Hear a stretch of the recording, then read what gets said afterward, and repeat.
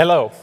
As you're already aware, we are moving through a bigger change than we have since the innovation of graphical user interface. We know that what AI is bringing us has started from software development. The latest research shows roughly that 40 to 60% developers are 40 to 60% faster when using AI than before. And actually, to give some numbers to the previous presentations, GitHub made research on their own developers. And 92% of their developers use AI, and 46% of the code they wrote was AI generated. And those are the numbers that we know today. And of course, we've started from software. We already know that we're moving towards other areas as well, but this is the easiest. It's the machine language we're trying to replicate. While at the same time, as Volker said, the previous presentation you saw, especially in the regulated environments, at the GE Healthcare, for example, we worked together with them with their portable patient monitor. They invest 3 to 5 years in creating this monitor, developing it, and getting it finally through all of the certifications. One of the key reasons why that is if we take a look at the value stream, this is one of our customers. Each one of the yellow stickers is a manual step in the value stream, in the development process. And now if we look at where the value actually happens, where the features are created, as a slight exaggeration, the value is created between 2 manual steps. And now if the whole value chain is 100% of your R&D spend and time, and for example, 5% is the actual development work, and you go and improve that 5% by 50%, you've made a 2.5% improvement in your development pace. And that's true for many organizations. So I've taken 6 areas I want to talk to you about streamlining the pipeline, streamlining the value stream. I will start with the first one, the very basic one, agile feedback loops. You've surely heard of Conway. I actually checked it. It's 1967. He formed his law, which states that organizations' communication structure will reflect into the architecture of their applications. And this is true. For a siloed organization, the application is bound to be siloed. For long value streams, you're going to have complicated architectures. 4 years ago, just before the pandemic, Manual Pay, Matthew Skelton, formed team topologies. They had created the DevOps topologies like 12 years ago, and they continued with team topologies. And especially for embedded development, take this with a pinch of salt, but also take this with the thought of how to change your value stream in the organization to better reflect the customer needs, to be able to have self-organized teams, to be able to release more often, to build features and make them available for your customers more often. The Streamline teams are the teams that have the self-organized capability. So what they develop, they are also able to release to their customers. You might postpone the release as a release package, but it's still available for the customers even if you decide not to release. Then there is the complicated subsystem team. So usually, for example, for vehicles, this could be sensors or some difficult algorithm that is being used. And of course, with Qt, naturally, you will be having such elements in your organization as well. The enabling teams are those that go through the teams and help them into new practices in the organization. And then the platform team. So, for example, when ID vehicle for Volkswagen was created, platform team would be their own operating system, the VOS. Or it could be your DevOps tooling as a platform team. And during the pause, I had a chat with Lucia. You've seen her on stage. She's working with customer success. And for example, customer success could be a platform team for your organization. The point is, you build the organization as an API. These platforms, these Streamline teams, the subsystem teams, they provide their services through an API. And when you start forming the organization this way, you'll notice that the value streams will grow smaller and smaller, both in throughput time, but also in complexity. So the second one, CI/CD. Naturally, when I talk about CI/CD, people think that, OK, we're doing these web applications. There's the CI, CD, and then a release.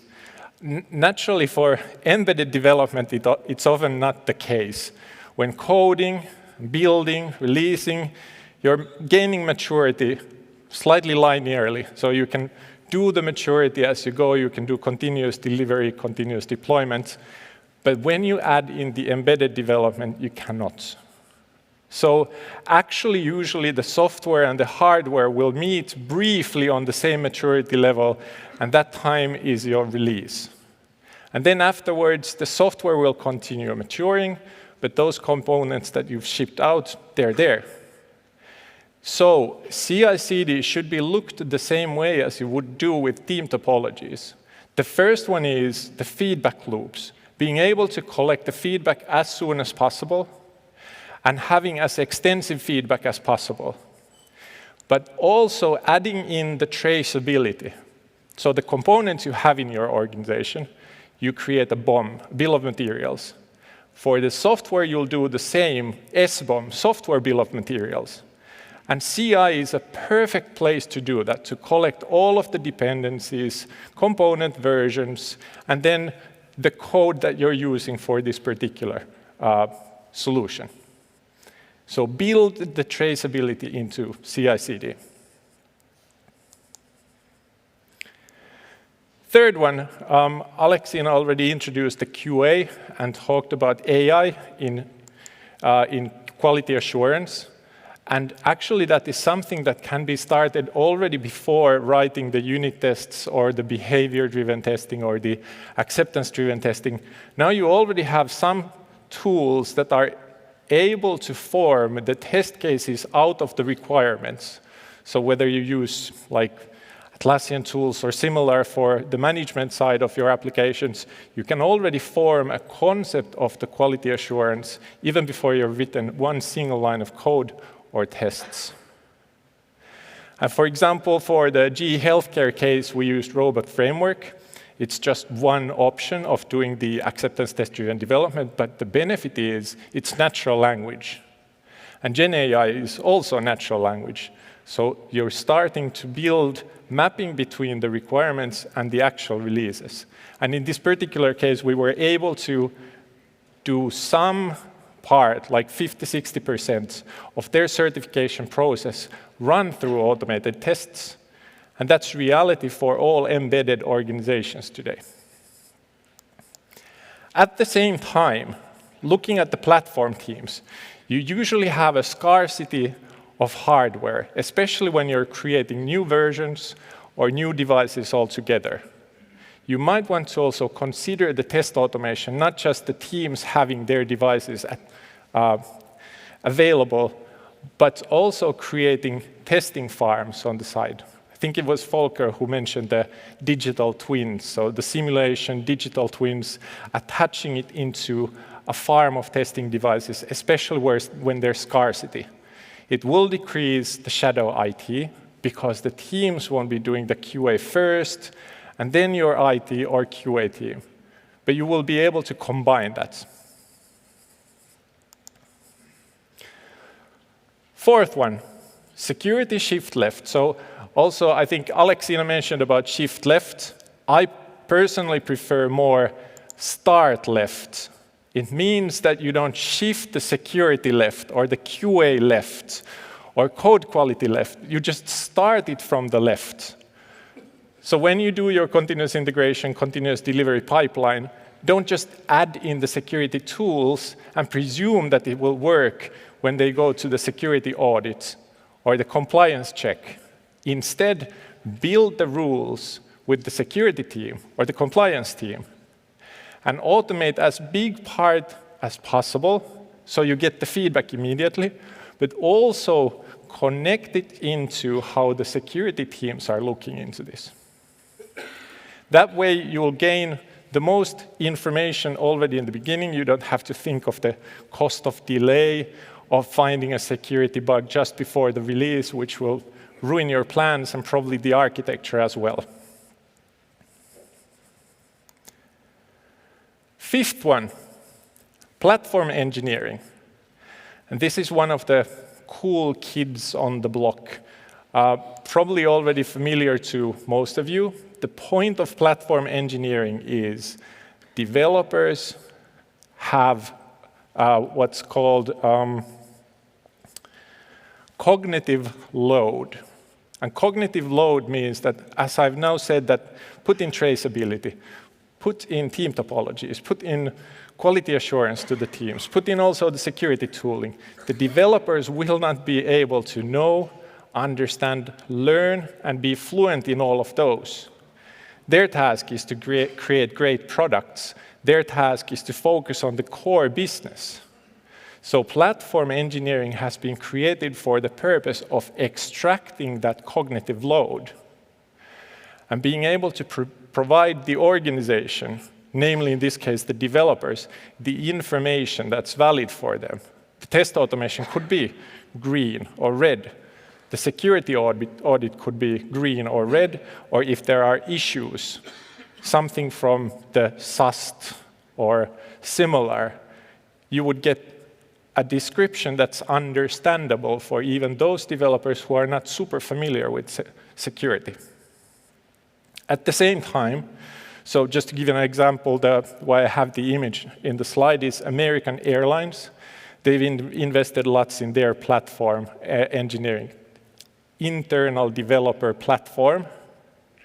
And they have a really, really nice talk on how did they build it at the American Airlines with the purpose of providing their whole development organization a capability to just jump in and start a new project and have it already in the production at the same moment. Also, Adobe is one that's currently investing hundreds of developers into building their own platform engineering, their own internal developer platform. Good. Last but not least, measuring success.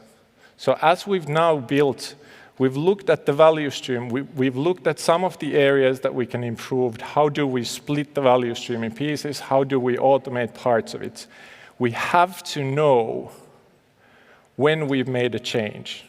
Or if we invest into a change, how do we know that it has brought some results? And Google, they acquired DORA, DevOps Research and Assessment, which still releases the State of DevOps report every year, which is an interesting read.